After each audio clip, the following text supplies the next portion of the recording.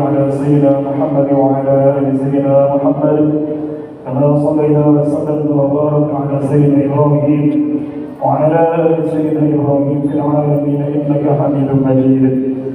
قالوا سبحانك لا علم لنا إلا ما علمتنا إنك أنت العليم الحكيم.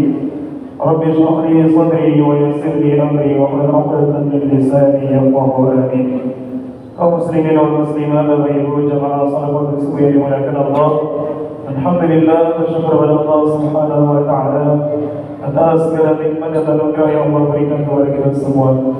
Terutama nikmat Islam. Kemudian nikmat dimudahkan oleh Allah menjalankan salah satu kewajiban yang Allah tetapkan kepada kita, yaitu salat subuh secara berjamaah. Mudah-mudahan nikmat anugerah ini dengan memperbanyak bersyukur kepada Allah Subhanahu wa taala senantiasa Allah jaga dan Allah tekankan dalam diri kita, keluarga kita dan anak cucu kita, amin ya rabbal alamin. Salawat dan salam kita sampaikan kepada kekasih kita Rasulullah sallallahu alaihi wasallam. Allahumma shalli ala sayyidina Muhammad wa ala ali sayyidina Muhammad. Assalamu alayka ya Rasulullah, assalamu alayka ya Habibullah. Bapak Ibu kaum muslimin dan muslimat jemaah bersyukur dimuliakan Allah. Sebelum kita mulai mengkaji kitab Al-Minhaj Husniyah pada wasiatil mas'uliyah, mari sama-sama terlebih dahulu mengirimkan surat Al-Fatihah kepada penyusun kitab ini, yaitu Syekh Abdul Wahab Asy-Sya'rani, dengan harapan mudah-mudahan Allah berikan keberkahan, kefahaman serta kemudahan untuk bisa mengamalkan apa yang ada di dalam kitab ini. إلى حضرة النبي المصطفى محمد صلى الله عليه وسلم وإلى أزواجه وذريته وصحبه أجمعين وإلى جميع إخواننا الأنبياء والمرسلين خصوصا لمصنف هذا الكتاب. اللهم أعطنا علينا من بركاتهم وعلومهم ونيتهم وكراماتهم وأنوارهم وأسرارهم ونفحاتهم شيء لله لهم الفاتحة. أعوذ بالله من الشيطان الرجيم. بسم الله الرحمن الرحيم. الحمد لله رب العالمين الرحمن الرحيم مالك يوم الدين. إياك نعبد وإياك نستعين اهدنا الصراط المستقيم صراط الذين أنعمت عليهم غير المغضوب عليهم ولا الضالين آمين.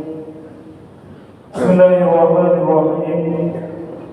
Masih melanjutkan wasiat yang kelima tentang berhati-hati dari memakan perkara yang tidak halal atau yang haram.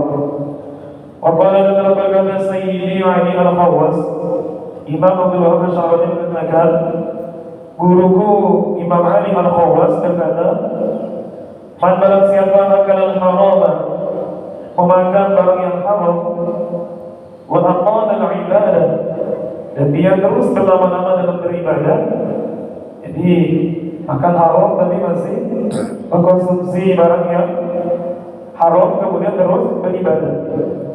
Dia lama beribadah, namun dia memakan barang yang haram. Maka kata Sayyidina Ali Al-Khawwas, bahwa maka orang ini kal hamamil ladzi raqada ala bidil fasid. Orang ini seperti ibarat burung merpati yang sedang mengerami telur yang busuk. Atau bahasa kampung saya, telur lebelang. Telur yang jelas-jelas dan bahkan menetas. Jadi kata beliau, perumpamaan orang yang banyak dalam beribadah pada Allah, tapi makan barang haram, itu seperti merpati atau ayam, pokoknya hewan yang bertelur, yang jadi mengerami telur yang busuk. Bahwa dia itu yutribu nafsahu fi yulil maqam. Dia telah membuat capek dirinya berlama-lama mengerap telurnya. Summa la yaqrabu syai'an. Namun tidak ada yang menetas. Bal yakhruju mudran. Namun justru yang keluar adalah telur yang busuk. Telur yang busuk. Tak menghasilkan apa? Itu maksudnya. Tidak menghasilkan apapun sama sekali. Walaupun dia lama mengerap di situ berbulan-bulan, tapi telurnya itu telur tebetan. Maka bagaimanapun lamanya dia mengerap itu, ya berdiam diri di situ untuk mengerap telurnya itu, telurnya tetap takkan pernah menetas. Nah, seperti itu kata beliau. Perumpamaan orang yang lama beribadah kepada Allah, namun dia masih makan barang yang haram. Wa mimma fasidi amil haram, beliau menyebutkan di antara kerusakan mafsadah dari makan yang haram itu istihalatun nar, makanan itu akan berubah jadi api sehingga fayudhibu syadiyatan fikri wa ladzatan dzikri, makanan tersebut akan menghilangkan ajabnya berpikir, lezatnya berzikir. Yang dimunculkan dari orang-orang itu, orang itu ketajaman berpikirnya akan hilang, lezat dalam berzikir pun akan hilang. Wa yuriqu nabata ikhlas niyyah, membakar, menghilangkan ikhlasnya niat. Wa yumil basira wa yudrimul basar wa yuhilul din wal badan wal aqla wa yuriqul hukmata wa nisyan. Banyak efeknya, membutakan pada hati, melemahkan agama, badan akan menyebabkan mudah melupa. Nah, seperti yang kita sampaikan pada Jumat yang lalu, bahwasanya makan haram itu bisa menyebabkan orang itu ingatannya lemah, sehingga begitulah saking mengertinya ibu Imam Syafi'i ketika beliau masih kecil itu diketahui disusul oleh tetangga, khawatir susu tetangga ini mungkin pernah memakan barang syubhat, akhirnya dikeluarkan menggunakan jarinya supaya dimuntahkan karena termakan susu tetangga tadi, atau minum susu tetangga tadi, karena takut tetangga itu ada kemungkinan makan barang syubhat atau haram, akhirnya dimuntahkan oleh ibunya Imam Syafi'i. Maka berpengaruh sekali. Nah, masalah berzikir juga, kelezatan bernikmat dalam beribadah berzikir itu juga ada pengaruh. Bahkan di dalam kitab At-Tawadir itu Imam Qulyubi cerita seorang waliullah namanya Imam Abu Yazid Al-Bustami. Imam Abu Yazid Al-Bustami ini Bapak Ibu seorang wali Allah, kekasih Allah. Itu beribadah lama, namun beliau katanya rasanya belum bisa betul-betul menikmati lezatnya beribadah, bermunajat. Maka sudah sekian tahun merasakan itu, akhirnya beliau mikir, ini apa penyebabnya? Sudah bertahun-tahun berzikir, bermunajat, tapi tidak merasakan lezatnya. Maka dia pikir-pikir, ini apa masalah? Jangan-jangan ada sesuatu yang haram, yang syubhat masuk dalam jasad saya. Akhirnya kalau diteliti, rasa-rasanya beliau tidak ada makan yang haram dan syubhat. Akhirnya lebih jauh lagi, mundur ke belakang. Jangan-jangan emak saya, ibu saya pernah mengkonsumsi barang yang syubhat, yang tidak halal, akhirnya menjadi darah daging saya. Akhirnya Bapak Ibu, beliau berani tanyakan kepada ibu, oh ibu, ini saya tak bertanya, cuma jangan tersinggung, ini betul-betul karena keluhan yang selama ini saya rasakan. Apa itu?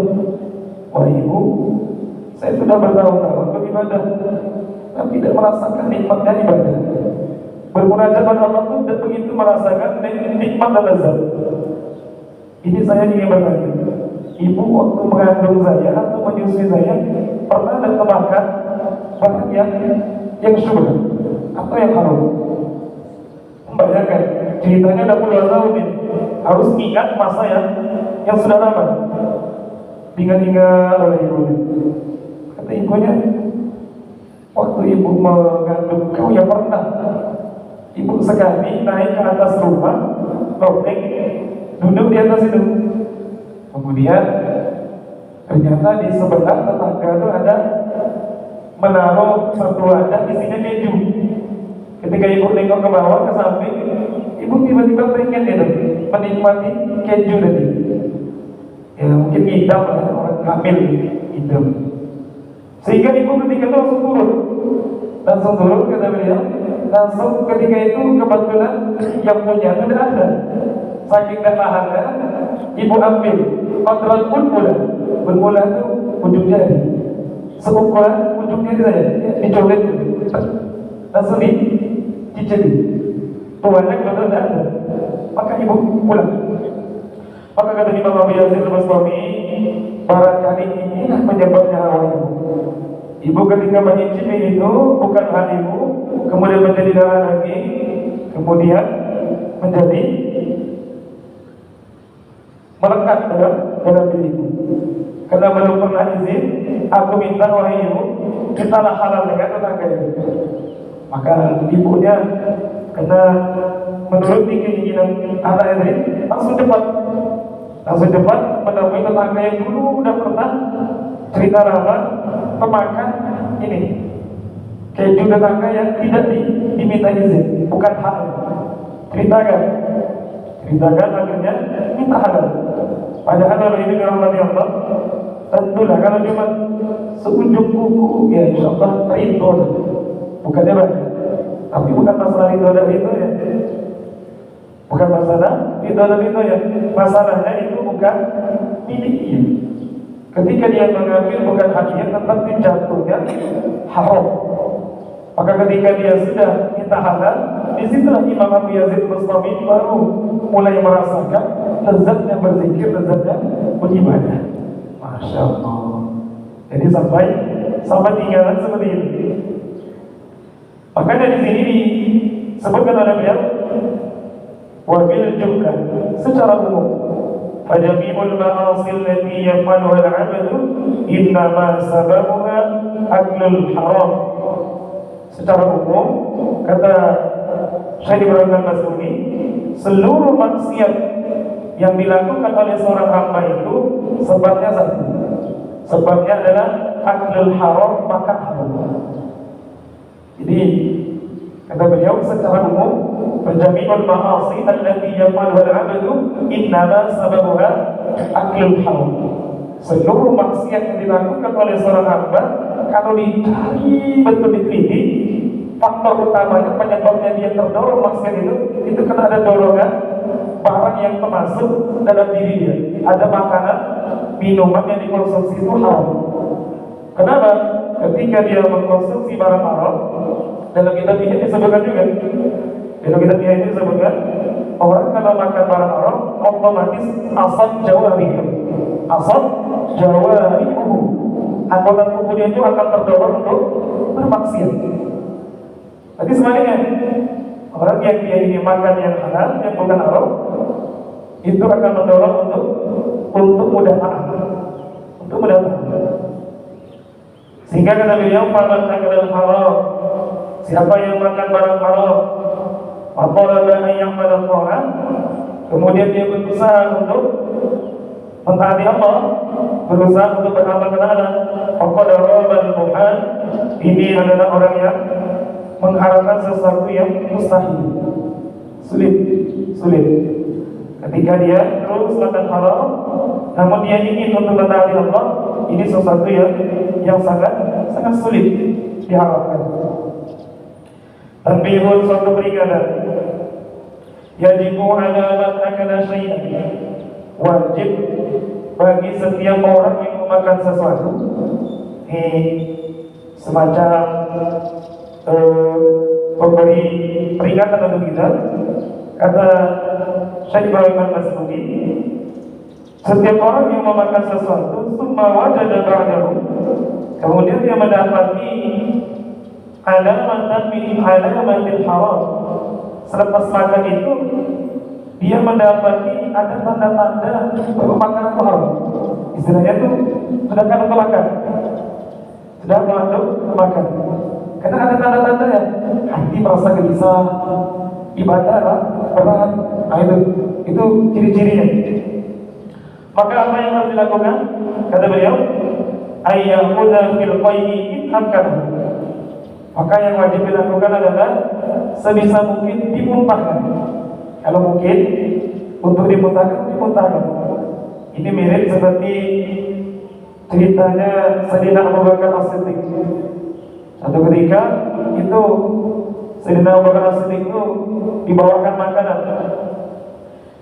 makanan oleh pelayannya. Maka ketika Sayyidina Abu Bakar disuguhi makan itu, ada mengatakan susu, langsung diminum. Maka pelayannya bilang, Tuan, tumben dan tanya-tanya dulu dari mana sumbernya. Biasanya Tuan tanya dulu dari mana ini makanan atau minuman. Kata Sayyidina Abu Bakar, ini kena dorongan sangat lapar, maka aku segera minum. Emangnya dari mana nih? Kata pelayannya, kata budaknya itu, dulu aku nih sebelum Islam, aku ini tukang ramal. Jadi tukang ramal, kahin. Aku ini tukang ramal. Maka dari ramalan itu, ada kadang orang bayarnya itu kontan, ada yang utang. Jadi mau bayar, meramal. Oh gini nengok bintang, ini ramalannya kan ramal boleh. Ramal itu udah boleh. Maka kata dia, di waktu itu ada orang yang utang di zaman jahiliyah. Nah, kebetulan dia sudah punya duit, punya harta untuk membayar. Nah, bayarannya itu kebalikan makanan. Maka mendengar itu Sayyidina Abu Bakar langsung memasukkan jarinya ke anak terkait. Nak memuntahkan, tidak berhasil muntah. Maka kata orang-orang, kalau nak muntahkan, ya banyak minum, diminum air putih banyak sampai meluap, akhirnya termuntahkan juga. Nah, ini saking beliau ini hati-hatinya supaya barang-barang itu tidak menjadi darah daging. Ini sikap yang pertama. Kalau memang memungkinkan untuk dimuntahkan. Namun kata beliau, wa inna aqada fi tawbati wal istighfar. Tapi kalau sudah ada memungkinkan lagi, sudah berhari-hari baru sadar, oh ternyata makannya haram, maka cukup tobat dan beristighfar kepada Allah Subhanahu wa taala. Itu sikap kita.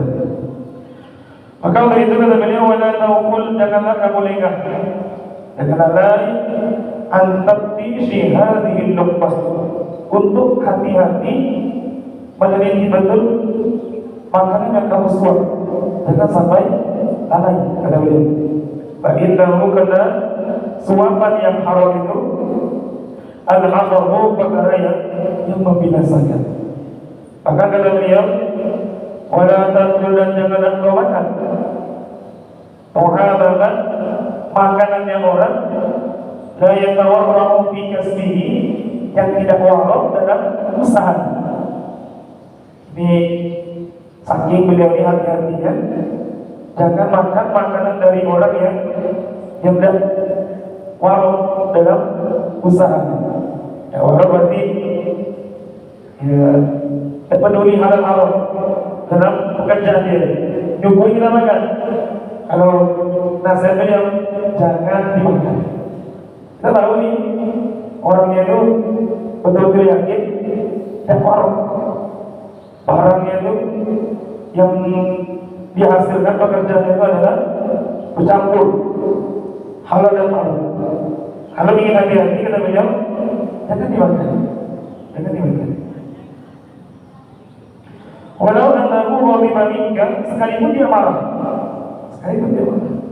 Walau tatafi ilaih, dan jangan medulikan. Walau liqali, sekalipun dia mengatakan kasarta khairan, kamu mengecewakan saya. Ya Allah. Wa hadha al-amru kana man yatanabbahu, dan ini kata beliau sesuatu yang sedikit orang menyadari.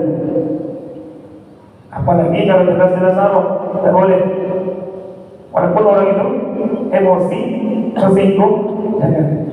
Karena kata beliau, ini seperti wala farqa bainahu wa bain man 'azima 'an syamsun bi an yashraba ma'al khamr. Ini dah umpama seperti orang yang disuguhi khamar. Disuguhi khamar, karena merasa ada enak, takut dia tersinggung, akhirnya dia minum, tetap haram. Tidak boleh. Walaupun berdalil untuk menyenangkan hati dia. Innama syuritu, aku minum ini jabaran likhotin, aku minum khamar ini untuk menyenangkan hati dia. Tetap tidak boleh. Tapi diharamkan oleh agama. Kemudian nasihat yang ketujuh, waqdar aidan min ghishil hirfah. Wahai muridku, hati-hatilah juga, jauhilah olehmu min ghishil hirfah, dari curang atau menipu dalam pekerjaan. Nasihat yang ketujuh dari Imam Ibrahim Al-Masruni, jangan menipu dalam pekerjaan. Karena logis dan ini pasti mazmumun syar'an, karena sesungguhnya menipu dalam pekerjaan itu adalah perkara yang tercela oleh syariat. Qala rawahu Muslim fi sahihi an Abi Hurairah, diriwayatkan oleh Imam Muslim dalam sahihnya dari Sayyidina Abu Hurairah anna Nabi sallallahu alaihi wasallam, bahwasanya Nabi sallallahu alaihi wasallam marra fi suq, Nabi pernah berjalan di pasar, kemudian melewati ada sabrati ta'am. Ketika Nabi berada di pasar, melewati tumpukan makanan dijual oleh penjual. Tiba-tiba fa'adqala yadahu fiha fanalat banalan, sama Rasulullah dimasukkan ke dalam beliau, di makanan yang tadi tumpukan itu dimasukkan. Fanalat banalan, tiba-tiba Nabi merasakan tangannya ada basah-basah. Faqal, maka Rasul bertanya, "Mahada ya sahibul ta'am?" Ini apa ini? Kok di atasnya kering dan di bawahnya basah? Jadi Nabi tengok tumpukan makan itu mungkin gandum ya, gandum atau kurma atau sejenisnya. Ditengok di atasnya kering. Nabi cek itu. Dimasukkan tangan beliau ke dalam tumpukan makan, ternyata kok basah? Ini apa nih kata Nabi? Kok basah? Maka ya Rasulullah sallallahu alaihi wasallam, ya Rasulullah, itu bahan karena hujan. Karena hujan rusak. Maka yang rusak itu taruh di bawah, yang bagus-bagusnya di atas. Jadi sudah zaman Nabi dah ada yang ini. Maka Nabi mengatakan, apa jangan taruh mau berdoa karena nas. Kenapa kamu dah tahu di atas? Sehingga orang-orang tahu kalau itu bahan yang kurang bagus. Kata hujan, kok kamu taruh di bawah? Kan orang tidak bisa lihat. Nah, apalagi kalau sudah limbang itu di bawah itu coba kan. Orang tak tahu. Itu lebih jelas lagi. Memang niat betul ya. Niat betul dan ibu orang. Jadi sama Nabi tidak ada. Maka kata Nabi ketika menyampaikan itu, kenapa dijadikan di atasnya basah itu? Atau dipisah? Ini kering, ini basah. Maka Nabi bersabda, "Man rasyada falaysa minna." Siapa yang menipu kami, menipu orang Islam, bukan termasuk golongan kami. Jadi berjualan, berdagang, atau apapun itu dalam urusan bekerja ada penipuan, itu termasuk ghish. Ghish itu adalah penipuan yang kata Nabi, dia bukan termasuk golongan. Memang Nabi Allah termasuk yang berat itu adalah pedagang. Karena ancam, bukan ancaman, janjinya memang besar. Menjadi pedagang yang jujur, masya Allah. Nabi bersabda, "Ad-dajirus saduqul amin." Ada amanahnya juga pedagang.